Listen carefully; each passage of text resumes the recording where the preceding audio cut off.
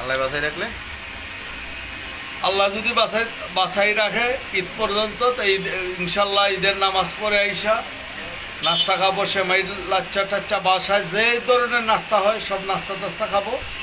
দুপুরবেলা আল্লাহর রহমতে আল্লাহ যা রিজেকে রাখে এটা খাওয়া দাওয়া করব।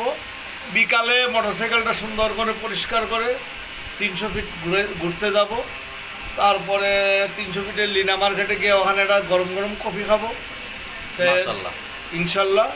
তারপরে বন্ধু বান্ধব যাদের সাথে ফোনে কথা হবে, যারা ঢাকায় থাকবে তাদের সাথে মোলাকাত হবে, বন্ধুদের সাথে মোলাকাত হবে, ঢাকায় যারা থাকবে তাদের সাথে, আর ঢাকার বাইরে যারা থাকবে তাদের সাথে ফোনে কথা হবে।